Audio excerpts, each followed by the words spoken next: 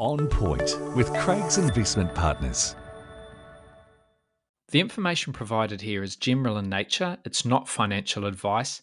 It doesn't take into account your financial situation, objectives, goals, or risk tolerance.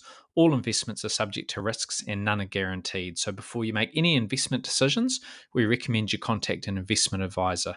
For more information about our services in that regard, you can go to our website, which is craigsip.com.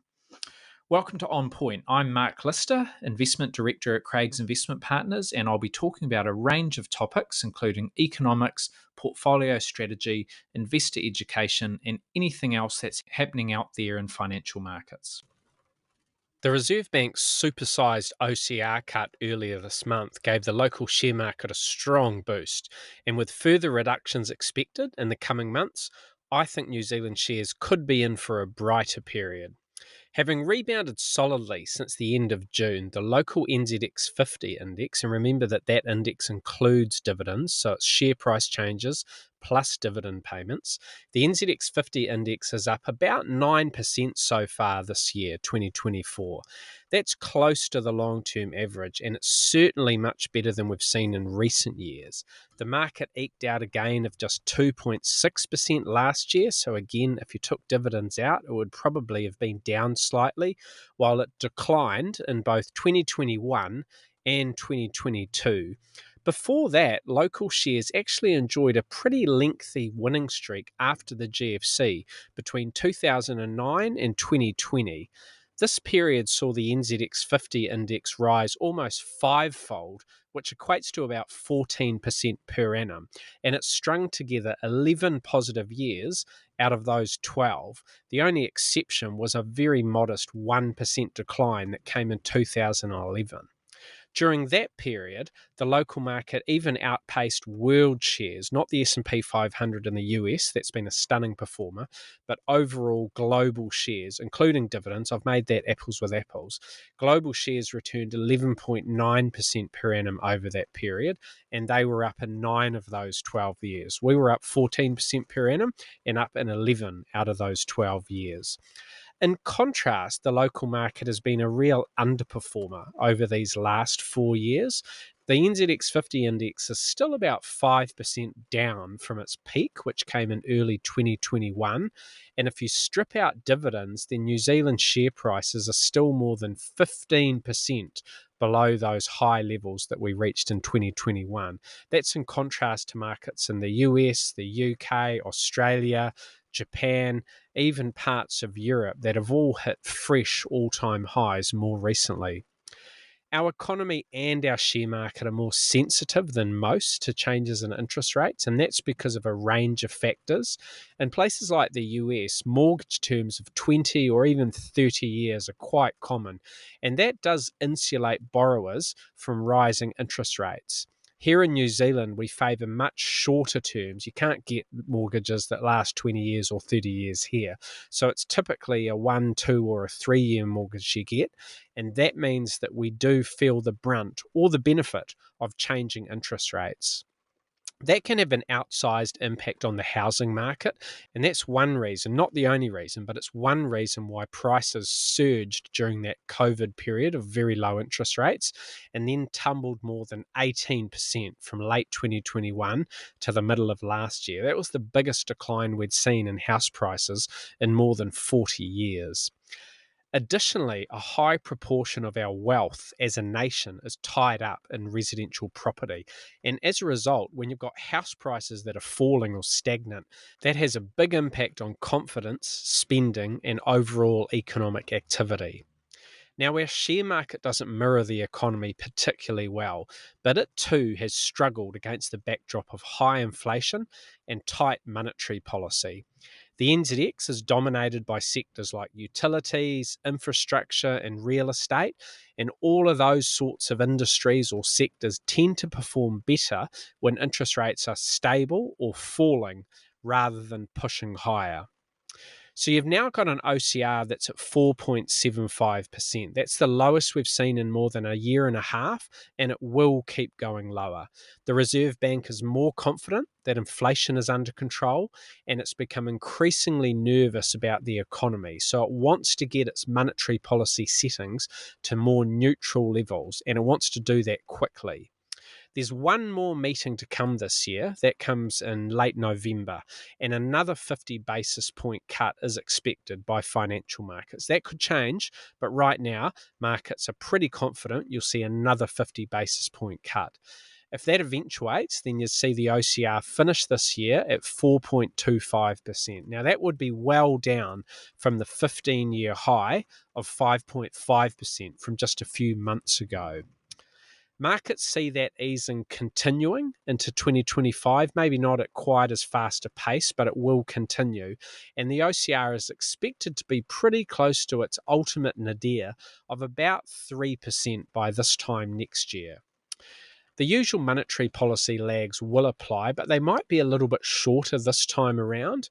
2/3 of all new fixed mortgage lending in 2024 has been for terms of 1 year or less. So most people have opted for those shorter term mortgages, which means we won't have to wait as long for people to roll off those onto the lower rates that are prevailing, and that impact to be felt across the economy.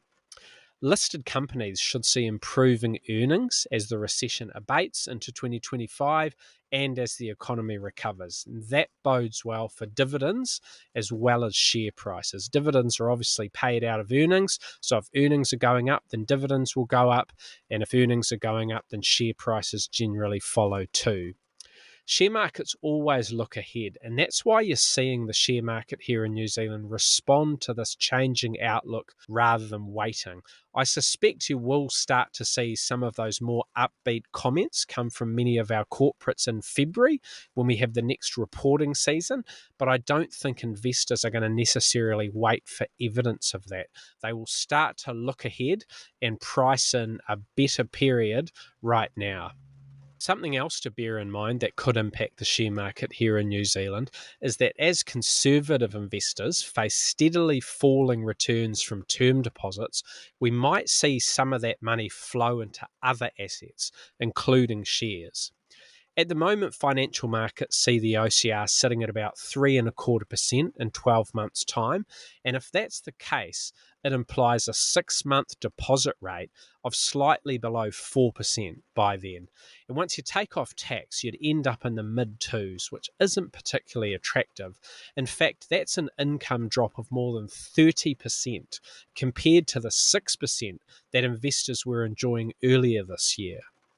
In contrast, New Zealand shares are expected to deliver an annual gross dividend, that means a pre-tax dividend yield, of about 4% in 2025. And dividends should grow steadily as the economy picks up. So that's another key difference.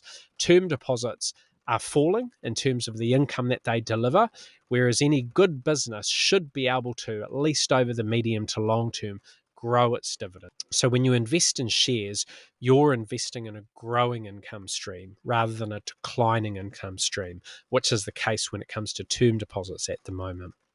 If you throw in a fairly conservative estimate of a few percent of untaxed annual share price gains, then you can see why many people will soon start to view that term deposit hurdle as being fairly easy to beat.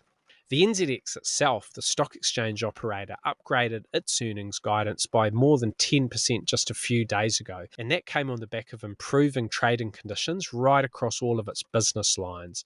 That could well be a precursor to a more buoyant period right across the market over the next few years. I think you've got 3 or 4 factors that do genuinely suggest the New Zealand share market has turned a corner. The first and most obvious one is that as interest rates come down and the economy lifts itself out of recession, businesses and companies will see stronger activity and increased earnings. That's obviously a good thing, and it will flow through to higher dividend payments and higher share prices. Secondly, many corporates have debt themselves, so just like the rest of us borrowers, they will see lower costs as interest rates come down and they need to pay less of an interest rate on those borrowings. Thirdly, you might see a willingness from investors more broadly to pay a little bit more and value some of these companies a little bit more highly. That is what you tend to see when interest rates are high. Investors are very wary of paying too much for any asset, whether it's houses, bonds, shares, businesses, farms, artwork, antiques, you name it. But as interest rates come down, the investment hurdle comes down and people are willing to pay a little bit more. So you might see a mild re-rating of some parts of the market. And finally, I think you could see a bit of a shift in money flows. A lot of money has been sitting on the sidelines in bank deposits and term deposits, and that's been the right thing to do because we've had the highest term deposit rates in about 15 years. And with markets performing relatively poorly, there hasn't been any reason for people to think outside the box. But as those term deposit rates come down and people are facing ever decreasing levels of income and more meagre returns, I think you will see what you do see every cycle, which is that some of that money, not all, but a portion of that money, will start to look for a home where it can be delivered stronger gains or better returns. People won't want to accept those 3 or 4% term deposit rates after getting 6% for so long. So they'll start looking around for better opportunities. The housing market will benefit. I think the bond markets will benefit, and the share market will absolutely benefit. So for me, the market has turned a corner. This has been a really important turning point, seeing the OCR start to come down. Watch this space. I think you'll see more of that, and I think the share market will definitely benefit from here on. For more insights, visit craigsip.com.